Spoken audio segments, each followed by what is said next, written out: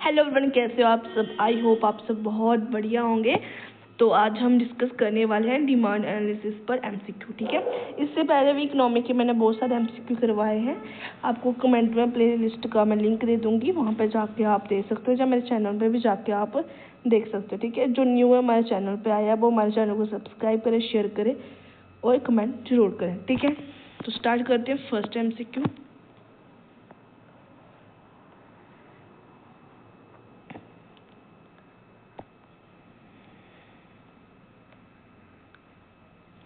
First MCQ क्या है, what is electricity of demand.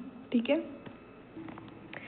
तो सबसे पहले मीनिंग बताना चाहिए इलेक्ट्रिसिटी ऑफ डिमांड। ठीक है, तो कोई भी प्रोडक्ट है उसका प्राइस इंक्रीज हो डिक्रीज हो तो उसका क्या इफेक्ट पड़ता है डिमांड पे। ठीक है, तो जिस भी बच्चे ने थ्योरी पढ़ी है, ठीक है, इस टॉपिक की, तो वही एमसीक्यू सॉल्व करे पहले। ठीक है, पहले थ्योरी पढ़ के आओ, उसके बाद सेम टॉपिक सर्च करके उसके एमसीक्यू सॉल्व करो। ठीक है, पूरी वीडियो के साथ बने रहे। अगर आप एक वीडियो देख रहे हो उसमें 2-3 एमसीक्यू करोगे, अगर आपसे होगे तो आप बोलोगे मुझे सारा आ जाता होगा, क्या ही आ गया एमसीक्यू सॉल्व करने। अगर आपको नहीं आ रहा है आप सोचोगे यार ऐसे ही है बेकार लेक्चर, ऐसी बात नहीं है। ठीक है, अगर आप कोई वीडियो देख रहे हो ना उसका पूरा देखोगे तो ही आपको पता चलेगा आपको कितना आता है और कितना नहीं आता है। ठीक है, तो ठीक है, तो ऑप्शन 4 है, 4 में से कौन सा राइट आंसर है।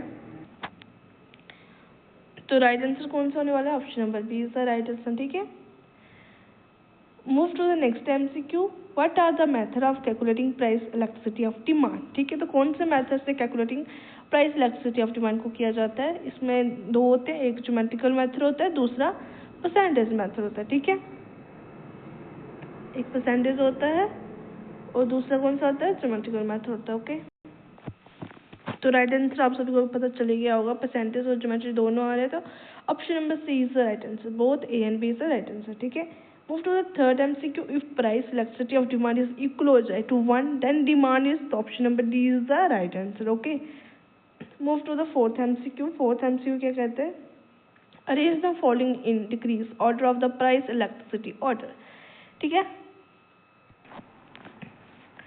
इसमें हमें क्या करना है, इंक्रीजिंग ऑर्डर में प्राइस जो है लगाना है इलेक्ट्रिसिटी के ऑर्डर अकॉर्डिंग। ठीक है, तो सबसे पहले हम क्या लगाएंगे, ड्यूरेबल गुड्स। ठीक है, देखो किसमें डी में आ रहा है। ठीक है, उसके बाद हम लगाएंगे थर्ड वाला, फिर सेकेंड वाला डिफरेंशिएट प्रोडक्ट और होमोजेनियस प्रोडक्ट। ठीक है, तो डी वाला मैच कर रहा था, option number D is the right answer. Okay, move to the next MCQ number 5। MCQ number 5 क्या कहता है, goods X and Y are complementary while goods X and Z are substitute है। ठीक है, what will happen to goods Y और Z if price of goods S increase. इसमें देखो, अगर एक्स का प्राइस जो है इंक्रीज होता है तो वाई और जेड के ऊपर क्या इफेक्ट पड़ता है। ठीक है, जो कि बोला है एक्स और वाई जो है कम्प्लीमेंट्री है और एक्स और जेड जो है वो सब्स्टिट्यूट है। ठीक है, सबसे पहले हमने क्या देखना है कि x का जो है सब्स्टिट्यूट क्या है। ठीक है, x का जो भी सब्स्टिट्यूट होगा उसकी डिमांड क्या होगी, इंक्रीज। तो z है ना इसका सब्स्टिट्यूट, तो इसकी डिमांड क्या होगी, इंक्रीज। और जो x का कम्प्लीमेंट्री है वो क्या है, y, तो y की डिमांड क्या होगी, डिक्रीज हो जाएगी। ठीक है,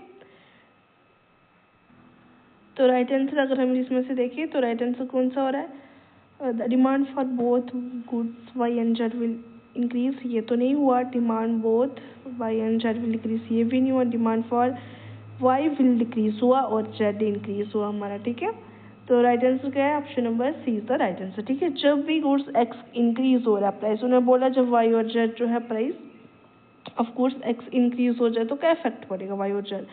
तो देखो एक्स इन दोनों के साथ है, जिसका कम्प्लीमेंट्री है एक्स के साथ वाई है ना, तो वाई डिक्रीज होगा और सब्स्टिट्यूट जो है एक्स के साथ कौन है, जेड, तो उसका प्राइस जो है इंक्रीज होगा। तो option number C is the right answer. ठीक है, हमारे चैनल के साथ बने रहे, अगर वीडियो अच्छी लगी हो तो लाइक शेयर और सब्सक्राइब जरूर करें। ठीक है, move to the next MCQ number 6। The demand function of a product X is given as d is equal to 10 minus px, where px is the price of goods x. Individual is demanding 6 unit of good x. Find out the market price of good x. इस question में आपको सीधा सीधा क्या करना है कि यहाँ पे ना dx is equal to 6 सीधा। ठीक है, यहाँ पे मैं लिखती हूँ D X is equal to 6 unit, ठीक है। उसके बाद क्या आ जाएगा, 6 इजकल टू क्या है, 10 माइनस 2px, ओके, 2px है ये, ठीक है। तो जिसका मैथ स्ट्रांग होगा उसको पता होगा, शॉर्टकट ही कर दूंगी मैं यहाँ से, किसी को पता नहीं चलेगा, मैं ऊपर भी लिख दूंगी, ठीक है। 10 इधर है, तो 10 जब इधर आए तो मैं ऊपर लिख लूँ इसके ऊपर, ठीक है। 10 है ना, तो 10 हमने यहाँ लाए तो माइनस के 10 हो गए, ठीक है। तो यहाँ पे क्या था, प्लस का 6 था, is equal to minus 2px, okay. Plus के 10 थे, इधर लाए माइनस के 10 हो गए, ठीक है। तो 10 में से 6 निकाले, पीछे कितने बचे, 4 बच गए ना, ठीक है। तो कितने बचे, 4 बच गए, जो कि 4 माइनस के बचे, इजकल टू माइनस 2px, ठीक है। माइनस माइनस कैंसिल, 2 1 2, 2 2 4, तो कितना बचा, 2। राइट आंसर क्या हमारा, 2 बचा, ठीक है। तो 2 कहाँ पे है, option number B is the right answer, ठीक है। किसी को डाउट हो तो मैं अभी सिंपल बता देती हूँ। कितना था हमारे एक्स इक्वल टू, हमने 6 लिया, फिर डी की ये पूरी वैल्यू ली, ठीक है। तो 6 इधर था, तो 10 में से 6 निकाले तो 4 बचा, माइनस का 4 था, जो माइनस का 4 था तो इधर भी था ना माइनस 2px, तो माइनस माइनस कटा इसके साथ, और 4 1 2 1 2, 2 2 4, ठीक है। तो कितना आया, 2 आंसर आया, ठीक है। क्लियर हो गया सबको, I hope. So option number B is the right answer. Okay. 2. Move to the next MCQ number 7. Electricity of demand is perfectly electricity infinite when. तो राइट आंसर क्या होगा इसमें, कुछ electricity of demand is perfectly electricity infinite क्या है, when, ठीक है। तो व्हेन कब, तो right answer is demand curve is parallel to X axis, okay. Option number A is the right answer. Move to the next MCQ number 8. When demand curve is parallel to Y axis then electricity of, ठीक है। जब curve is parallel होगा Y axis then electricity of, तो right answer कौन सा होगा। मैं सच बताऊँ आपको ना, टर्म आनी चाहिए, यूनिटी इलेक्ट्रिसिटी क्या होती है, इलेक्ट्रिसिटी ऑफ डिमांड क्या है, परफेक्टली इन इलास्टिक क्या है, इलास्टिक क्या है, ये सब आपको टिप्स पे पता होना चाहिए। तो राइट आंसर क्या होने वाला है, जब कर्व जो है वो पैरेलल हो वाई एक्सिस के देन इलेक्ट्रिसिटी ऑफ, तो वो क्या होते हैं, इन इलास्टिक डिमांड, ठीक है। कौन सी होती है, परफेक्टली इन इलास्टिक डिमांड। तो option number B is the right answer. Move to the next MCQ. Greater the electricity of demand more flatter the demand curve, the given statement is true और false. तो right answer क्या होगा, option number A is the true answer, ठीक है। जब greater the electricity of demand हो तो वो मोर फ्लैट से हो जाती है, ठीक है, मोर फ्लैट हो जाती है द डिमांड कर्व, तो इसका आंसर ट्रू है। ये जो स्टेटमेंट है बिल्कुल ट्रू है, ठीक है। Move to the 10th MCQ, ठीक है। 10th MCQ क्या कहते हैं, कंसीडर द फॉलोइंग स्टेटमेंट दी गई है आपको regarding electricity of demand and it's measurement, ठीक है। स्टेटमेंट 1 क्या है, on a straight line demand curve at every point electricity of demand is same, ठीक है। सेकंड स्टेटमेंट कहती है on a rectangular hyperbole demand curve at every point electricity of demand is unequal, जो है गलती से हो गया, नहीं है, ठीक है। तो अगर हम देखें फर्स्ट स्टेटमेंट जो है सभी बच्चों को लगेगा गलत है, सच में गलत ही है, ठीक है। On straight line demand curve जब हम ऐसे करके बनाते हैं तो यहाँ पे हम देखते हैं कि एवरी पॉइंट जो है क्या है, at every point electricity of demand same तो नहीं होती है, सेम यहाँ पे होती ही नहीं है, ठीक है। कहीं पे 1 है तो 0 है, कहीं पे कुछ है, ठीक है। तो ये सेम नहीं होती है, तो ये आ गया गलत, ठीक है। फर्स्ट जो स्टेटमेंट गलत है। On rectangular hyperbola demand curve at every point electricity of demand is unequal, ये भी गलत है, ठीक है। तो राइट आंसर कौन सा हो जाएगा, both statement are incorrect, okay. Option number B is the right answer, ठीक है। Move to the next MCQ. MCQ number 11. What is the formula of calculating price electricity of demand using percentage method? तो कौन सा formula इसमें से,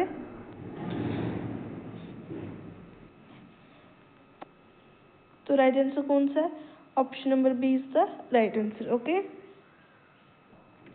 Move to the next MCQ. How to calculate price elasticity of demand using geometric method. तो इसका क्या calculating price electricity of demand using geometry method, तो कौन सा इसमें, option number A is the right answer, lowest segment upon upper segment, okay. Move to the next MCQ. क्या कहते हैं, what there is negative relation between price and total expenditure of a commodity then its price elasticity of demand is। ठीक है, तो इसमें क्या बोल रहा है कि when there is a negative relation between किसके बीच, प्राइस और total expenditure okay of A commodity then its price to elasticity of demand is। इसमें देखा जाए तो नेगेटिव रिलेशन दिखाया गया है। इसमें क्या है, नेगेटिव रिलेशन है किसके बीच, प्राइस और टोटल एक्सपेंडिचर के ऊपर। ठीक है, अगर प्राइस फॉर एग्जांपल इंक्रीज हो रहा है तो टोटल एक्सपेंडिचर क्या हो रहा है, डिक्रीज हो रहा है। अगर प्राइस डिक्रीज हो रहा है तो टोटल एक्सपेंडिचर क्या हो रहा है, इंक्रीज हो रहा है। ठीक है, तो हमारा राइट आंसर क्या बनेगा, less than unitary. Option number C is the right answer. Move to the next MCQ. The price elasticity of demand less than unitary represent a positive or direct relation between total expenditure on commodity and price of commodity।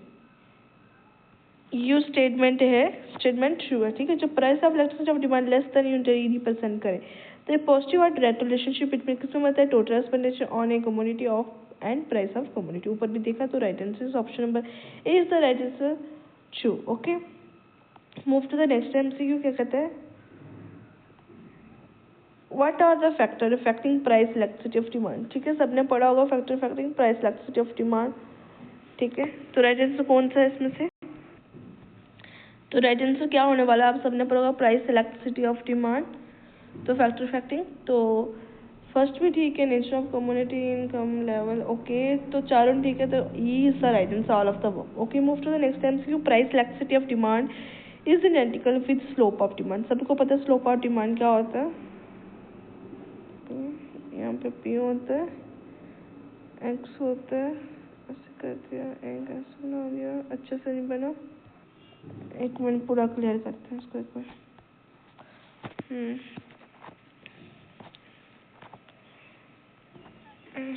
ऐसे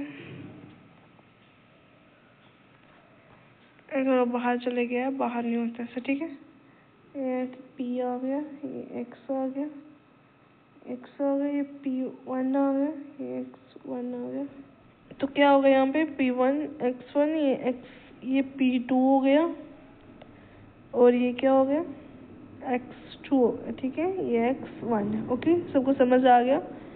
ठीक है, अब बात करते हैं हमें पूछा क्या है,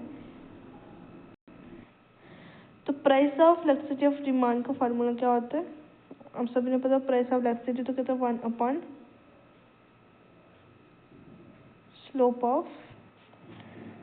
slope of demand multiply P upon Q। ठीक है, तो राइट आंसर क्या हो जाएगा इसका, right answer option number B false. ठीक है, move to the next MCQ. ठीक है, 2 एमसीक्यू है, मैं चाहती हूँ आप होमवर्क है आपके। ठीक है, इसका आपने कमेंट में आंसर देना है जरूर। ठीक है, वीडियो अच्छी लगी लाइक कमेंट जरूर करें, हमारे चैनल को सब्सक्राइब जरूर करें, और नेक्स्ट वीडियो जो लेके आऊँगी वो आएगी आपकी अकाउंटेंसी पे एमसीक्यू और इकोनॉमी का एक और टॉपिक के ऊपर एमसीक्यू आएंगे। ठीक है, तो ये 2 जो एमसीक्यू हैं, इसके लास्ट 2 एमसीक्यू है, इसका जो है कमेंट में आंसर आना चाहिए सबका। ठीक है, अगर नहीं पता चलेगा तो नेक्स्ट वीडियो में इसका डिस्कस करेंगे हम। ठीक है, मिलते हैं नेक्स्ट वीडियो के साथ।